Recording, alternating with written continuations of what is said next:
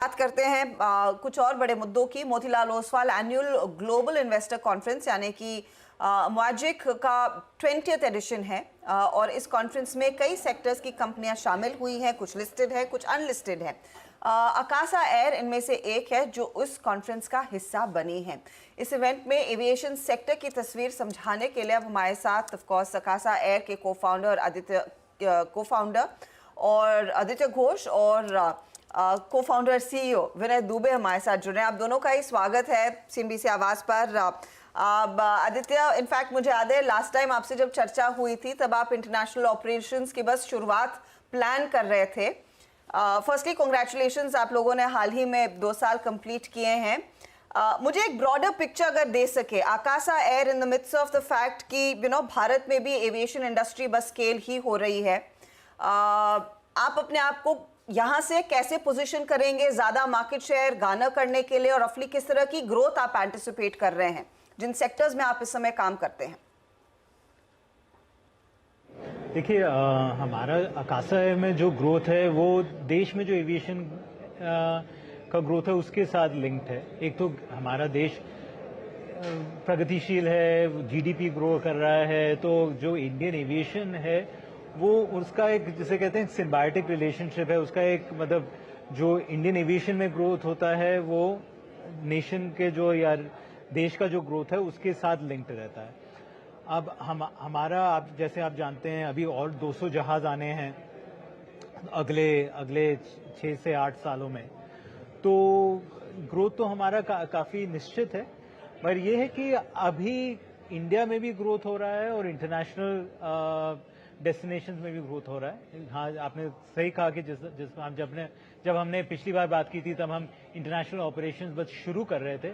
अब हम काफ़ी डेस्टिनेशंस में हैं। हम अबू धाबी में फ्लाई कर रहे हैं, कुवैत है, जेड्डा है, दोहा है। अब तो वहाँ पे भी ग्रोथ दिख रहा है और इंडिया में भी ग्रोथ दिख रहा है। विनय? आदित्य, हम लोग ने इंटरनेशनल शुरू की और इस महीने अगस्त में हम लोग के करीब 20% कैपेसिटी हम लोग की इंटरनेशनल है और ये बहुत खुशी की बात है कासा के लिए। विनय, गुड आफ्टरनून। इस समय अकासा का मार्केट शेयर खैर काफ़ी मिनिस्क्यूल है, लेकिन क्या टारगेट कर रहे हैं आप और कितने और फ्लीट आप जोड़ेंगे? देखिए, हम मार्केट शेयर को एक्चुअली उतना ट्रैक भी नहीं करते और उसको उतना हम चेज भी नहीं करते। उसके मार्केट शेयर के पीछे नहीं भागते हम जो है हमें बताया कि हमारे ये एयरक्राफ्ट डिलीवरी क्या है और एयरक्राफ्ट कब कब आ रहे हैं। उसके साथ क्या होता है कि अगर हम एक ऐसी सर्विस ऑफर करें जो लोगों को पसंद हो तो लोड फैक्टर्स भी आते हैं। लोड फैक्टर हमारा काफ़ी हाई लोड फैक्टर है, शुरुआत से ही है, अभी भी वैसे ही चल रहा है। तो मार्केट शेयर उसका रिफ्लेक्शन है। हम एज सच मार्केट शेयर को ट्रैक करके उसको हम उसके पीछे नहीं भागते हैं। बिल्कुल सही। हम लोग के जहाज यहाँ उड़ सकते हैं, वहाँ उड़ सकते हैं। और जैसे आदित्य ने कहा कि मार्केट शेयर की हम लोग चिंता नहीं करते हैं, लेकिन हम लोग इतना बढ़ रहे हैं कि हम लोग का मार्केट शेयर तो बढ़ता ही जाएगा, लेकिन हम लोग की फोकस प्रॉफिटेबिलिटी पर है। आप ये देखिए, हाँ, सॉरी, अगर 5-6 साल का टाइम फ्रेम देखें तो हमारा करीब 35% कैगर है, ग्रोथ है। किसी और प्लेयर का 7% है, किसी और प्लेयर का 10% है। तो मार्केट शेयर तो हमारा वैसे ही बढ़ता जाएगा जैसे हमारी कैपेसिटी है। आदित्य, एक चीज़ मैं आपसे पूछूंगा, आप इंडिगो के साथ रहे, एसोसिएटेड थे उसके साथ काफ़ी सालों तक। एक ऐसी एयरलाइन जो एक केस स्टडी है कि एविएशन बिजनेस में भी पैसा बनाया जा सकता है। मुझे याद है उस समय आपका एक फर्म व्यू हुआ करता था कि ना तो आप बिजनेस क्लास लाएंगे उस समय और ना वो फ्रीक्वेंट फ्लायर कुछ माइलेज प्रोग्राम लाएंगे, क्योंकि वो लाइबिलिटीज़ होती हैं। आप सरप्राइज हुए क्या कि इंडिगो ने ये मूव लिया, और अकासा में क्या पॉलिसी रहेगी? तो मेरा जो वो व्यू है वो आज भी है, और मेरा ही नहीं, अब विनय का भी व्यू है कि हम दोनों ही बिजनेस क्लास नहीं लाना चाहते। तो अकासा जो है वो single aircraft, single class, single model, single engine, जो एकदम कॉपी बुक स्टाइल जिसे कहते हैं, जिस बिजनेस मॉडल से दुनिया भर में पिछले काफ़ी सालों से 3-4 दशक में अगर आप देखें जो भी एयरलाइन सक्सेसफुल हुए हैं, चाहे वो अब रायन एयर ले लें, चाहे आप साउथ वेस्ट एयरलाइंस ले लें, जो भी एयरलाइंस मतलब 30-40 साल तक 20-30 साल तक जो सक्सेसफुल हुए हैं, वो एक मॉडल को फॉलो करते हुए वो सक्सेसफुल हुए हैं। और मेरा अभी भी वही व्यू है और शायद विनय का भी वही व्यू बिल्कुल है। बिल्कुल। और हम लोग को दूसरी की जो सफल रहे हैं, और जैसे आदित्य बोल रहे थे को 30-40 साल से सफल हैं और दुनिया के सबसे सफल एयरलाइन है, उनकी नकल करने में कोई शर्मिंदा नहीं है। हम वही कर रहे हैं, ठीक है। दूसरे लोगों को दूसरा करना है तो उनको करने दीजिए। देखिए, हम लोग के एम्प्लॉय पर फोकस कर रहे हैं। नहीं, ये सवाल एक्चुअली आप दोनों से ये सवाल इसलिए मैं पूछ रहा हूँ क्योंकि इंडिगो जो इतनी प्रॉफिटेबल एयरलाइन रही है और शायद मेरे ख्याल से एक केस स्टडी रही है, अगर उसने ये सोचा है तो कुछ ना कुछ शायद सोच में बदलाव रहा होगा एक प्रॉफिटेबल एयरलाइन का। मैं इसके लिए ये सवाल पूछने की कोशिश कर रहा था। देखिए हाँ ज़रूर उन्होंने कुछ सोच के ही किया होगा, मगर हमारी जो सोच है वो है कि जिस रास्ते पे हम चल के कोई और एयरलाइन सक्सेसफुल हुई है या सफल हुई है, उसी रास्ते पे हम चलेंगे। और हमारे अगर आप पहले 2 साल का परफॉर्मेंस देखें, उसी में आपको लग रहा होगा कि अगर वर्ल्ड्स फास्टेस्ट ग्रोइंग एयरलाइन है, अगर इतनी जल्दी हमने इंटरनेशनल ऑपरेशन स्टार्ट किया है, अगर हमारा हाई लोड फैक्टर है, बेस्ट ऑन टाइम है, फर्म डिलीवरी है, 200 जहाज का ऑर्डर है, तो अगर आप वो जो कहते हैं ना, if you read the tea leaves, अगर आप देखें कि हाँ ये जो इनिशियल इंडिकेशंस हैं वो पॉजिटिव इंडिकेशंस हैं, तो हमें ये विश्वास है कि हम जिस मॉडल पे चल रहे हैं, जिस रास्ते पे चल रहे हैं, वही हमारे को सक्सेस है। आपने कहा कि आपका फोकस सब पाथ टू प्रॉफिटेबिलिटी पर रहेगा, तो उस पर अगर कुछ और डिटेल हमारे साथ शेयर कर सकें, क्योंकि रीसेंट पास में जहां पर दूसरी एयरलाइंस अच्छा खासा मुनाफा कमा रही हैं, आप लोगों के लॉसेस थोड़े से बड़े हैं, तो कोई खास आपने टाइमलाइन या अपने आप को टारगेट दिया है कि कब तक आप मुनाफा कमाने लगेंगे, या फिर पर सीट मुनाफा की सिचुएशन कब तक पहुंचेगी? विनय शायद आपको कैश फ्लो के बारे में कुछ बताएंगे, मगर मैं आपको ये बता सकता हूं कि जो हमारा इनिशियल प्लान था, जिस प्लान पे हम आगे बढ़े और जिस प्लान पे हमने एयरलाइन शुरू किया, हम उस प्लान के थोड़ा सा आगे ही चल रहे हैं। तो इससे आगे तो मैं आपको कभी भी एक डेट नहीं बताऊंगा, मगर हाँ हमारा अगर ट्रैक रिकॉर्ड देखें तो प्रॉफिटेबल एयरलाइन का ही ट्रैक रिकॉर्ड है। बिल्कुल। और ये जो लॉसेस हैं, ये अर्ली इयर्स में सब बिजनेस के ऐसे ही लॉसेस हैं, इसमें कोई आश्चर्य की बात नहीं है। बिल्कुल।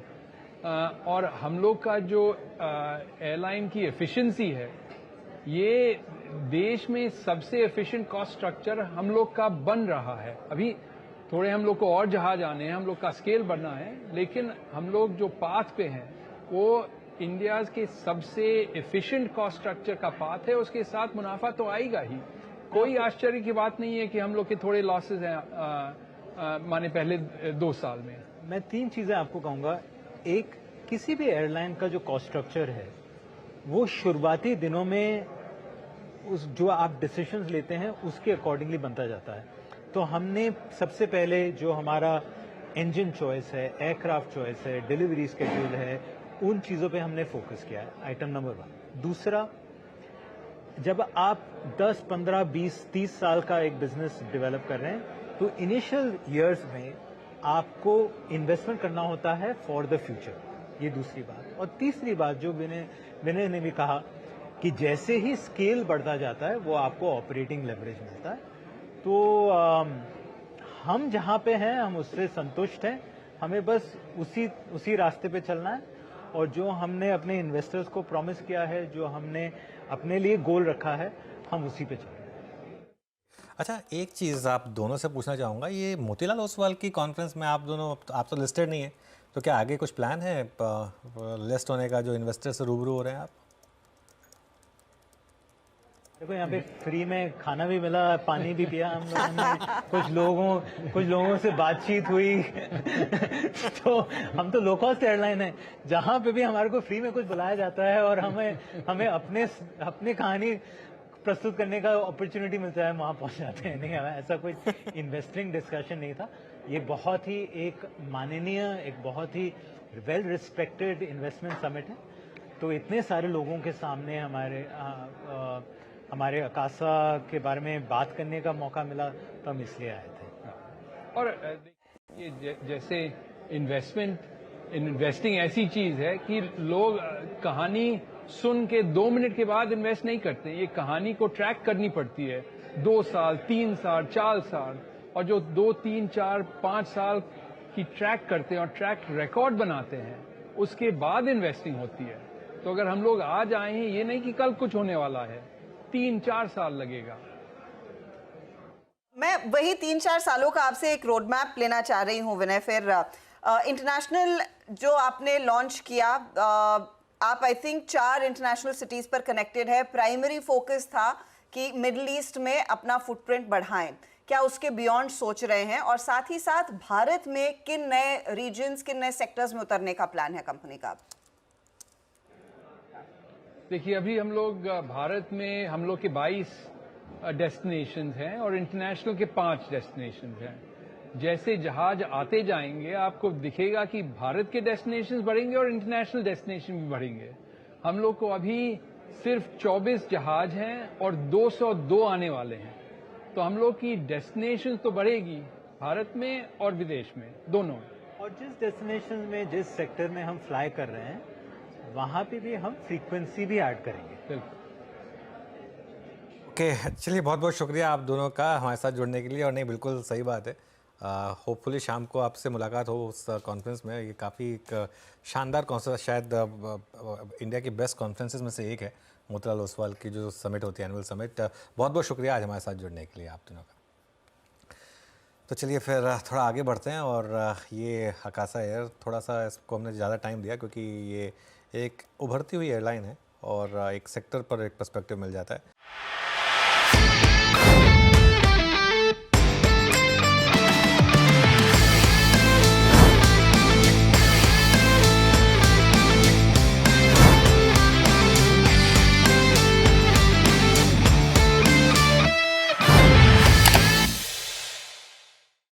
बता दें कि मनी कंट्रोल पर दिए गए विचार एक्सपर्ट्स के अपने निजी विचार होते हैं। वेबसाइट या मैनेजमेंट इसके लिए उत्तरदायी नहीं है। यूजर्स को मनी कंट्रोल की सलाह है कि कोई भी निवेश निर्णय लेने से पहले सर्टिफाइड एक्सपर्ट की सलाह लें।